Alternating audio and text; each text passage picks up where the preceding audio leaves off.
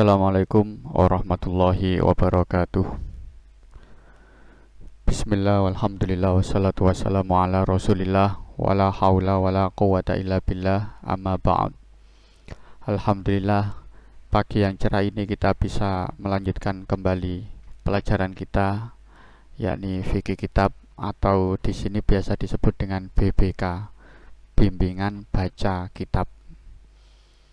Kedua kalinya sholawat serta salam semoga tetap tercurahkan ke baginda Nabi besar Muhammad Sallallahu Alaihi Wasallam. Mudah-mudahan kita selalu mendapat syafaat beliau, amin ya rabbal alamin. Sebelum kita melanjutkan pelajaran, mari kita awali pertemuan kita pada pagi hari ini dengan bacaan suratul Fatihah. Mudah-mudahan kita selalu mendapat keberkahan dari apa yang kita pelajari dan juga keberkahan dari apa yang kita laksanakan atau kita jalani. Ala diniyah wa ala kulli niyatin sholihah. Al-Fatihah. Bismillahirrahmanirrahim. Alhamdulillahirabbil alamin. Ar-Rahmanirrahim. Maliki yaumiddin. Iyyaka na'budu wa iyyaka nasta'in. Ihdinas siratal mustaqim. Siratal ladzina an'amta 'alaihim ghairil maghdubi 'alaihim waladdallin. Amin. Selanjutnya untuk materi kita yang kedua kali ini yaitu latihan menulis pegon. Apa sih pegon itu? Arab pegon. Biasanya disebut pula dengan Arab pego tanpa akhiran n. Jadi ada yang menyebut pegon, ada yang menyebut pego atau Arab Jawi, yaitu tulisan dengan huruf Arab atau huruf hijaiyah tapi menggunakan bahasa Jawa. Jadi tulisannya itu menggunakan huruf hijaiyah tetapi isinya menggunakan bahasa Jawa. Seiring perkembangan zaman, huruf pegon ini banyak pula ditulis dengan bahasa Indonesia, Melayu atau yang lain. Kalau dulu pegon ini ditulis untuk menggunakan bahasa Jawa, kalau sekarang pakai bahasa Indonesia ada. Bahkan pada zaman penjajahan dulu, konon katanya orang-orang kalau nulis surat itu menggunakan bahasa pegon ini karena orang Belanda nggak bisa baca, dikiranya itu tulisan Arab padahal itu tulisan Jawa. Nah, saat ini mulai marak lagi ditulis menggunakan bahasa Indonesia, jadi Indonesia tetapi tulisannya Arab. Bahkan bisa jadi mungkin besok-besok pakai bahasa Inggris gitu ya. Bahasa Inggris ditulis menggunakan Arab pegon. Jika dilihat dari kejauhan, tulisan pegon seperti tulisan Arab pada umumnya. Namun, kalau dicermati, sebenarnya susunannya atau rangkaian huruf-hurufnya bukan susunan bahasa Arab. Bahkan orang Arab asli pun tidak akan bisa membaca tulisan ini. Ya, karena memang ini bukan bahasa Arab, ya. Ini bahasa Jawa atau bahasa Indonesia tetapi ditulis menggunakan huruf hijaiyah. Meskipun ya tidak sama huruf hijaiyah persis ya, karena ada huruf alfabet yang tidak ada huruf hijaiyahnya nanti. Nah, dalam dunia pesantren sangat penting sekali menguasai Arab pegon ini. Karena dalam mempelajari kitab kuning, salah satu metodenya adalah metode bandongan. Metode bandongan yaitu guru membaca kitab kuning dan santri memberi makna gandul dengan tulisan pegon. Kalian mungkin belum paham apa itu makna gandul. Jadi di dalam pesantren itu ada istilah namanya makna gandul. Ada istilah kitab kuning. Ya, di pertemuan sebelumnya kemarin saya sudah menjelaskan bahwa disebut kitab kuning karena memang dulu kitab ini berwarna kuning. Kalau zaman sekarang sudah macam-macam percetakannya ya. Meskipun warnanya putih tetap disebut kitab kuning. Karena memang itu sejarahnya dulu ya warnanya emang kuning. Nah, ada lagi makna gandul. Jadi ada tulisan seperti misalkan tulisan Bismillahirrahmanirrahim. Lah di bawahnya ini dikasih makna gandul menggunakan bahasa pegon. Nanti kita akan pelajari. Sekarang kita mengenal huruf-huruf pegon.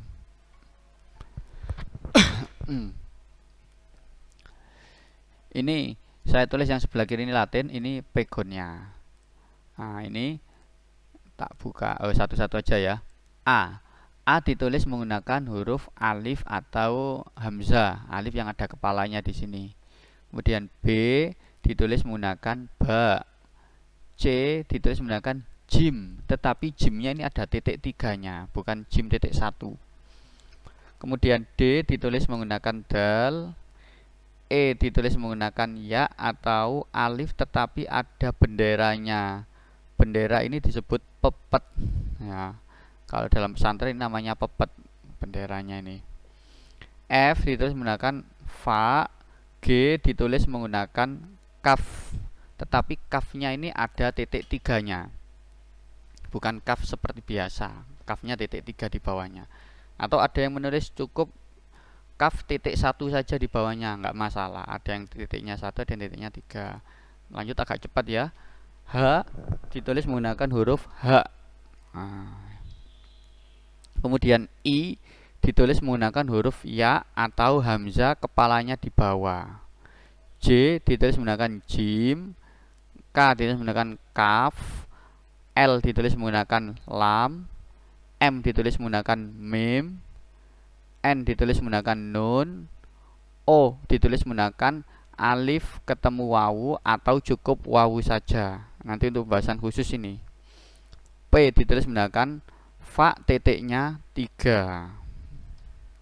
Terus Q ditulis menggunakan qaf, R ditulis menggunakan ro, S ditulis menggunakan sin, T ditulis menggunakan ta, U ditulis menggunakan alif wawu atau cukup wawu, hampir sama dengan O. Kemudian V, ya bukan hampir sama, emang sama ya. Cuma nanti metode bacaan, cara bacanya aja yang berbeda. V ditulis menggunakan fa, W ditulis menggunakan wawu, X ditulis menggunakan alif, kaf, sin. Ini kayaknya nggak akan pernah kepake huruf X ini. Y ditulis menggunakan ya, Z ditulis menggunakan zai. Ada tambahan lagi NY. NY ini ditulis menggunakan ya tetapi titiknya 3. Kemudian NG ditulis menggunakan ghin tetapi titiknya 3. Kalau ghin biasanya 1, ini titiknya 3. Ada tambahan lagi namanya E, bukan E tapi E, menggunakan pepet. Pepet tadi adalah bendera, jadi ditulis di atasnya. Nah, ini yang saya kasih kotak merah ini adalah huruf vokal. Karena huruf vokal, maka dia berbeda antara di awal tulisan atau di tengah-tengah tulisan. Kalau di awal tulisan, maka pakai yang kanan ini. A berarti pakainya hamzah. E maka pakainya alif kasih pepet. I pakai hamzah kepalanya di bawah. O dan U ini sama, alif ketemu wawu. Tapi kalau huruf vokalnya ini ada di tengah, maka menggunakan yang sebelah kiri. Alif, ya, U, wawu sama wawu. Oke. Ini tolong kalian tulis di buku ya. Jadi kalian tulis, kalau perlu ya di pause dulu HP-nya atau laptopnya, di pause, kalian tulis di buku walaupun tidak sama persis. Nggak perlu pakai garis-garis kesulitan nanti ya. Cukup A sama dengan apa, B sama dengan apa, ini harus ditulis di buku ya. Syukur-syukur punya buku khusus untuk pelajaran BBK, karena nanti ketika kalian kembali ke sini atau datang ke pondok, buku itu akan dibawa untuk pelajaran, melanjutkan pelajaran. Jadi biar kalian ketika nyampe pondok di sini besok nggak perlu nulis dari awal karena sudah ada catatannya, maka silakan ditulis di buku sendiri. Sekarang kita latihan merangkai huruf pegon. Kalau tadi masih kececeran, precel-precel, ini kita rangkai menjadi sebuah kalimat. Contoh kalimat saya pergi ke sekolah. Ini terdiri dari huruf S, A, Y, A, P, E, R, G, I, K, E, S, E, K, O, L, A, H. Nah, ini kalau kita tulis ke huruf pegon, jadilah bim salah bim seperti ini. Wah, kita buktikan sekarang. S sama dengan sin, sudah betul. A sama dengan alif, karena A nya di tengah ini kan, bukan di awal. A di awal itu seperti lafaz aku, nah itu A nya di awal, maka A nya harus alif dikasih kepala kayak tadi ini. Mana tadi, sebentar ya. Nah, karena A nya ini di tengah atau di akhir, maka pakainya cukup alif. Itu Sebentar.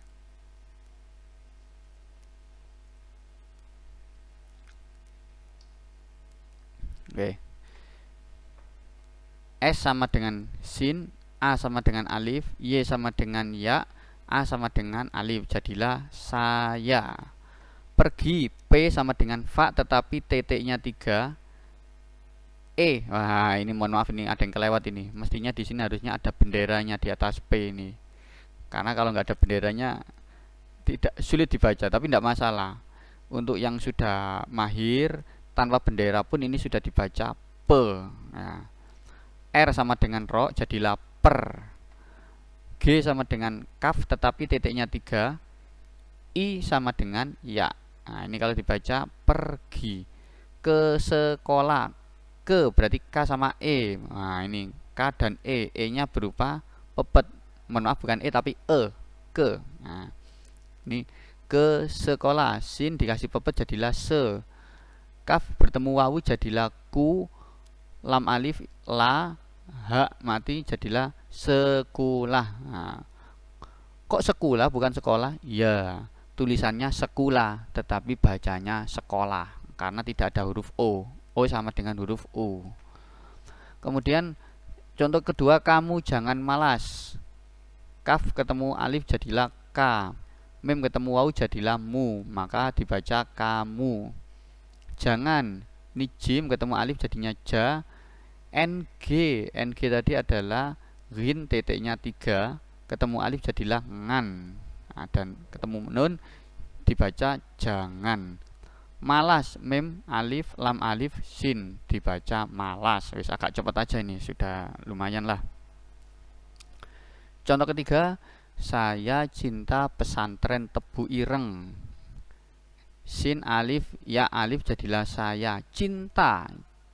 Cinta tadi adalah C tetapi jim tetapi titiknya 3, bukan titik 1. Kalau titiknya 1 itu namanya J. Kalau titiknya 3 seperti ini C. Ketemu ya jadilah ci. Ada nun setelahnya dibaca cin. Kemudian tak bertemu alif menjadi ta. Saya cinta pesantren Tebu Ireng. Wah, ini rada panjang ini ya. P.3 jadilah P. Harusnya ada benderanya di sini, kelewatan tidak terketik ini, mohon maaf. Sin ketemu alif jadilah san. Sa, bukan san, sa, ada nun mati jadilah san. Tren. Ini kalau dibaca pesantren. Tetapi karena di dalam bahasa Indonesia tidak ada pesantren, yang ada adalah pesantren ya. E sama ya itu sama. Makanya tadi saya tuliskan E itu ada ya. Nah, ini kalau dengan pesantren Tebu Ireng. T harusnya ada benderanya, mohon maaf. Kemudian ba bertemu wawu jadilah bu. Ireng hamzah, ro ng jadilah Tebu Ireng. Sekarang contoh menggunakan bahasa Jawa. Loh, kok bahasa Jawa? Ya, karena di sini nanti makna kita pakai bahasa Jawa. Karena ada rumus-rumus kitab itu yang memang menggunakan bahasa Jawa, bukan bahasa Indonesia. Lah bagaimana yang nggak bisa bahasa Jawa? Nggak usah khawatir. Saya yakin kalian perlahan-lahan nanti akan bisa bahasa Jawa walaupun tidak lancar. Nanti saya akan membaca kitabnya campuran antara bahasa Jawa dan bahasa Indonesia, campuran nanti, agar ya yang tidak bisa bahasa Jawa juga mudeng atau paham. Ini contoh, aku mangan sego goreng. A, karena A ini di awal maka pakainya hamzah ada kepalanya. A. K sama dengan kaf, U sama dengan wawu, jadilah aku. Mangan, mim bertemu alif ma, kemudian ng itu menggunakan rin titik 3, alif nun jadilah mangan. Sego, sin dikasih bendera se, kemudian kaf titik 3 dibaca G, ketemu wawu jadilah segu. Segu tidak ada dalam bahasa Jawa maupun bahasa Indonesia, ini sama dengan sego. Jadi memang tulisannya segu tetapi bacanya sego. Sama dengan pesantren tadi, tulisannya pesantren tetapi bacanya pesantren. Goreng, nah ini G ketemu wawu jadilah gu. Ro ya mati, kemudian ng, guring. Guring ini kalau dibaca menjadi goreng ya. Jangan dibaca aku mangan sego guring, bukan, tapi aku mangan sego goreng. Tuku ketan nang pertelon. Wah. Tak ketemu wau menjadi tu, kaf ketemu wau jadi ku, kaf dikasih bendera atau pepet menjadi ke. Kemudian tak dikasih alif jadilah ketan. Ada nun mati, ketan. Kalau nggak pakai bendera boleh nggak? Boleh ya. Ketan tanpa bendera, hanya kaf saja, kemudian ta alif nun, itu tetap dibaca ketan. Nang perapatan nun alif ng jadilah nang, kok perapatan, kok lagu lah, pertelon. Ya. Jadi P sama dengan fa, titiknya 3, dikasih bendera dibaca pe, terus ini ada rok mati per. Tak dikasih bendera pepet jadi te, lun, lam ketemu wau dan nun, pertelun, tapi dibacanya pertelon. Sengaja saya membuat contoh yang unik ini karena contoh ini mengandung huruf-huruf yang memang agak sulit ya, seperti G, kemudian O kok ditulis U. Nah, ini biar kalian tahu perbedaannya. Memang sengaja ini jangan diambil kok contohnya aku mangan sego goreng, nggak masalah ya. Emang kita cari contoh yang unik agar mudah diingat. Sekarang latihan praktek menulis pegon.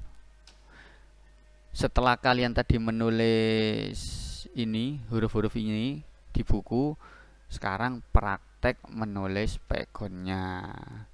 3 kalimat ini silakan ditulis di buku, tidak perlu di kertas, di buku. Ya, tulis jawabannya di kertas. Kertas sama aja di buku ya. Mohon maaf. Di buku aja yang enak, jangan kertas, biar nggak hilang. Di buku, lalu foto dan kirimkan di menu tugas Classroom. Jadi tulisan kalian ini kalau dipegokan menjadi bagaimana ini? Jagalah kebersihan. Tulisan pegonya bagaimana? Ayo kita cuci tangan. Tulisan pegonya bagaimana? Jangan keluyuran, di rumah saja. Tulisan pegonya bagaimana? Kalau sudah ditulis di buku, lalu foto dan kirimkan di menu tugas Classroom. Ingat di menu tugas, jangan di menu forum. Di menu tugas Classroom. Mungkin itu saja dari saya. Sekali lagi, yang paling penting adalah di sini ini. Ini kalian tulis, dihafalkan dan dipraktekkan dalam latihan ini. Ya, terima kasih, mudah-mudahan bermanfaat. Al-Fatihah. Bismillahirrahmanirrahim. Alhamdulillahirrahmanirrahim. Ghairil maghdubi 'alaihim waladdallin. Amin. Walafu minkum. Assalamualaikum warahmatullahi wabarakatuh.